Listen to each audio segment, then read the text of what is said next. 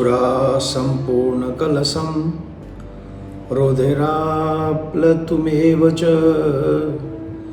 दधाना हस्तपद्माभ्यां कुसुमांडासुवदस्तु मे। आप सभी भक्त प्रेमियों को मेरा प्यार भरा राधे राधे। आज इस वीडियो में नवरात्रि के चौथे नवरात्रि की चर्चा करेंगे और किस नाम से देवी का पूजन इस नवरात्रि में होता है, और विशेष बात हम इस में बताएंगे जिनके घरों में रोगों की समस्याएं बनी रहती हैं, आदि आदि व्यवस्थाएं रहती हैं, और वो चौथे नवरात्रि में किस तरीके से अपनी समस्याओं का समाधान कर सकते हैं, रोगों से मुक्त हो सकते हैं, आदि आदि। तो आइए हम लोग चर्चा करते हैं कुसमांडा माँ की, जो कि शक्ति के विषय में अपरंपार हैं। नवरात्रि के चौथे दिन देवी कुसमांडा के रूप में पूजी जाती हैं। अपनी मंद मुस्कान के कारण, हंसी के कारण अंड यानी ब्रह्मांड को उत्पन्न करने वाली है। आपको कुसमांडा कहा जाता है। इस देवी की 8 भुजाएं हैं, इसलिए अष्टभुजा कहलाई गई हैं, अष्टभुजा वाली कहलाई गई हैं। इनके 7 हाथों में क्रमश कमंडल, धनुष, बाण, कमल, पुष्प, अमृतपूर्ण कलश, चक्र तथा गदा है। 8वें हाथ में सभी सिद्धियों को, निधियों को, रिद्धि सिद्धियों को देने वाली जपमाला है। इसका मतलब एक और समझ लीजिए, जिसके हाथ में माला है वो कुछ भी प्राप्त कर सकता है। दुर्भाग्य यह है कि हम साधनों के पीछे, व्यवस्थाओं के पीछे भागते हैं, माला का त्याग करते हैं। देवी के हाथ में भी माला है, तो आपके हाथ में माला होगी तो क्या नहीं हो सकता। पर क्या कहें, फिर भी आप माला का थोड़ा सा जाप कीजिए, आपके लिए लाभदायक होगा। इस देवी का वाहन सिंह है और इन्हें कुमड़े की बलि प्रिय है। संस्कृत में कुमड़े को कुसमांड कहते हैं, इसीलिए यह देवी को कुसमांडा भी कहते हैं। इनका नाम ही है कुसमांडा। पौराणिक कथा के अनुसार जब सृष्टि नहीं थी, चारों तरफ अंधकार था, तब इसी देवी ने अपने हसत हास्य से ब्रह्मांड की रचना की थी। इसीलिए इसकी सृष्टि आदि स्वरूपा, ये जो है आदि स्वरूपा है, आदि शक्ति कही गई है। इस देवी का वास सूर्य मंडल के भीतर लोक में है। सूर्य लोक में रहने की शक्ति, क्षमता केवल इन्हीं में है। इसीलिए इनके शरीर की कांति भी बहुत सुंदर है, प्रभा युक्त है, दैदीप्यमान है। इनकी तेज से 10 दिशाएं आलोकित, ब्रह्मांड की सभी वस्तुएं प्रकाशित होती हैं तेज से। इन्हीं के तेज से सब व्याप्त है, ऐसा माना गया है। अचंचल और पवित्र मन से नवरात्रि के चौथे दिन इस देवी की जो व्यक्ति पूजा करता है, आराधना करता है, इससे सभी भक्तों के, मैंने शुरू में आपको कहा था रोगों के विषय में, जो मनुष्य कुसमांडा देवी की पूजा करता है, मन क्रम वचन से आराधना करता है, और जो मनुष्य काशी फल की बलि कोई भी आकार देकर, कुछ भी आकृति बनाकर, अपने रोगों की स्मृति करके, अपने परिवारी जनों के रोगों के विषय में जानकर, उन्हें माँ के आगे प्रस्तुत वंदना करके, निवेदन करके, जो कुसमांडा मतलब काशी फल की बलि देनी चाहिए माँ के आगे, और अपने समस्त रोगों का वर्णन करना चाहिए। तो माँ प्रसन्न होकर श्रद्धापूर्वक जो लोग, बलि माने पशु जीव बलि नहीं, ये काशी फल को ही बलि देनी चाहिए उस समय।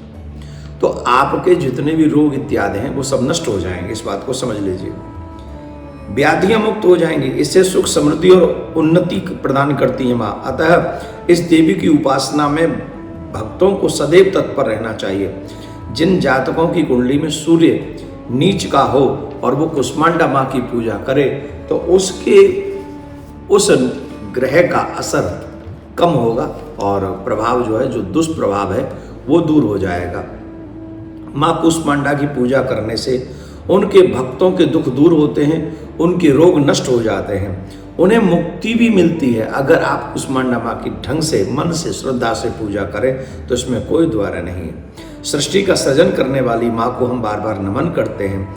एक और बात बताएं, कुसमांडा क्यों कहते हैं? क्योंकि आपने देखा होगा काशी फल में बीज बहुत होते हैं। कुसमांडा होता है जिसमें काफ़ी संख्या में बीज होते हैं, जिससे नव जीवन की चेतना उत्पन्न होती है। मतलब अगर वो बीज अलग अलग बो दिए जाएं तो कितने काशी फल हो जाते हैं, उसी में से एक में से वो अनेक हो जाते हैं। वैसे ही मानव माँ ने सृष्टि की सृजन किया है, उन्हीं से उत्पन्न ये सृष्टि है और उन्हीं से तमाम जीव आत्मा चेतनाएं इस ब्रह्मांड में भ्रमण कर रही हैं। इसलिए कुसमांडा माँ की पूजा अवश्य करनी चाहिए, हृदय से करनी चाहिए। कुसमांडा माँ के मंत्र को अगर कोई जाप करना चाहे, वो वहाँ बैठकर कोई साधना करना चाहे तो वो मंत्र सुन ले, एम ह्रीम देव्यै नमः, एम ह्रीम देव्यै नमः। इस मंत्र का जाप करने से जितनी भी देर जाप करेंगी माँ प्रसन्न होंगी। माँ कुसमांडा को प्रिय भोग क्या है, ये सब चीजें सुन लेनी चाहिए। जो जिस रूप में जिस देवी को जो वस्तु पसंद है वही उनको चढ़ाना चाहिए। अलग अलग नहीं कि कुछ भी लिया दिया सब चढ़ा दिया, ऐसा नहीं। माँ कुसमांडा को प्रिय भोग है हलवा और दही, तो हलवा भी ढंग से बनाइए और दही में कुछ मीठा वाला डाल के बढ़िया माँ को भोग लगाइए, जिससे माँ आपके यहाँ प्रसन्न हो जाएंगी। माँ हलवा का भोग तो मोस्टली सभी माँओं को पसंद है। जागरणों में सब लोग लगाते हैं ना, वो चना और हलवा का भोग लगाते हैं, पूड़ी हलवा का है। माता जी को जो प्रिय फूल पसंद है और जो रंग पसंद है वो है लाल रंग पसंद है माता राम को। तो माँ लाल रंग अवश्य धारण कीजिए उस दिन पूजा करते समय। और जो पुष्पों में जो माँ को पुष्प पसंद है, लाल रंग का ही पुष्प माँ को पसंद है। माँ कुसमांडा की पूजा अर्चना से जीव की आयु बढ़ती है।